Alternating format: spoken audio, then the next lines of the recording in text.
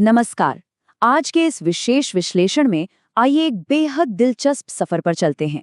हम उत्तराखंड के कृषि विभाग के डिजिटल दरवाजे से अंदर झांकने वाले हैं।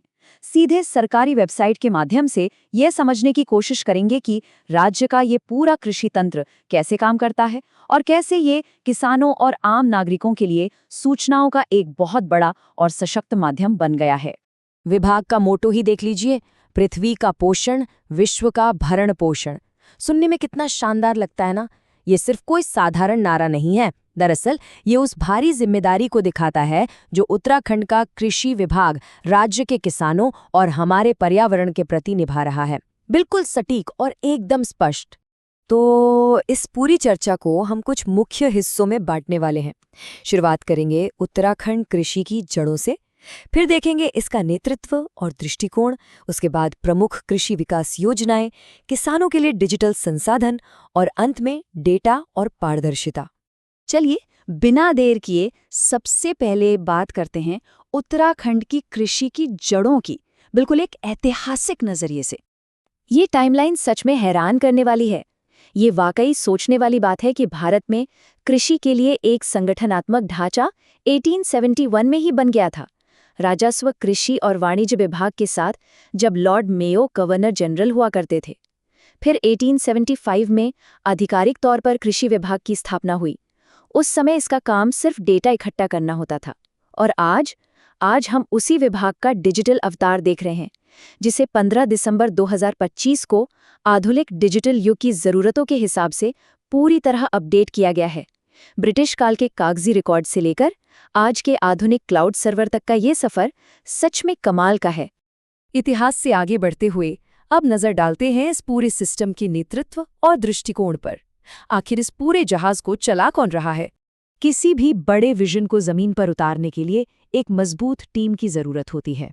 और यहाँ ये समझना बहुत जरूरी है कि ये लीडरशिप चेन कैसे काम करती है। शीर्ष पर हैं माननीय मुख्यमंत्री श्री पुष्कर सिंह धामी और उनके साथ हैं कृषि मंत्री श्री गणेश जोशी। प्रशासनिक स्तर पर देखें तो सचिव डॉक्टर सुरेंद्र नारायण पांडे और महानिदेशक सुश्री वंदना सिंह इस पूरे तंत्र का संचालन करते हैं। ये जानना इसलिए अहम है क्योंकि यही वो टीम है जो बड़ी बड़ी नीतियों को सिर्फ फाइलों में बंद नहीं रहने देती, बल्कि उन्हें सीधे खेतों तक पहुंचाने का काम करती है।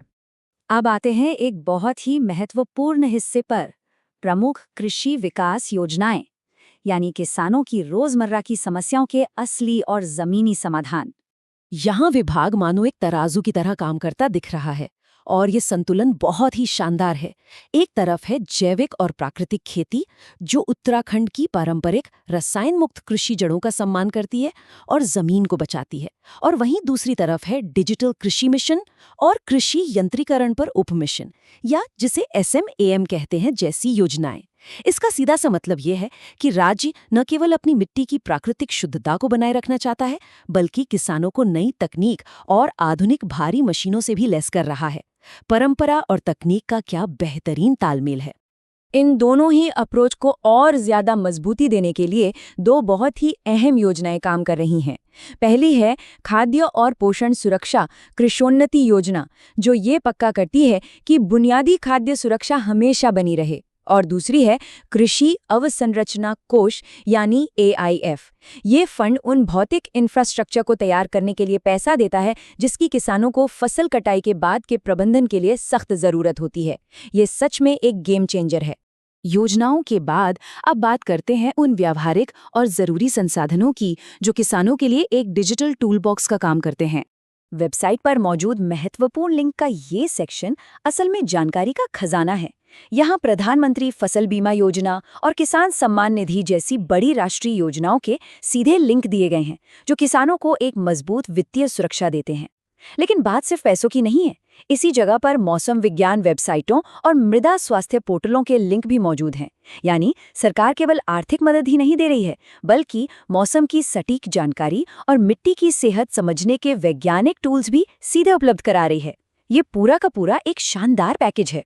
और अगर कभी किसी किसान को तुरंत किसी सहायता की जरूरत पड़ जाए तो उसके लिए सीधे किसान हेल्पलाइन और CM हेल्पलाइन की डायरेक्टरी वेबसाइट पर बिल्कुल सामने दी गई है। ये इस बात की गारंटी है कि राज्य के किसी भी दूर दराज पहाड़ी इलाके में बैठा कोई भी किसान कभी भी खुद को सिस्टम से कटा हुआ महसूस ना करे। मदद सचमुच बस एक कॉल दूर है। अब हम इस चर्चा के आखिरी और बहुत ही खास पड़ाव पर आ गए हैं, डेटा और पारदर्शिता, यानी सरकार की खुली किताबें। ये देखना काफी सुकून भरा है कि विभाग ने अपने कामकाज को कितना पारदर्शी रखा है।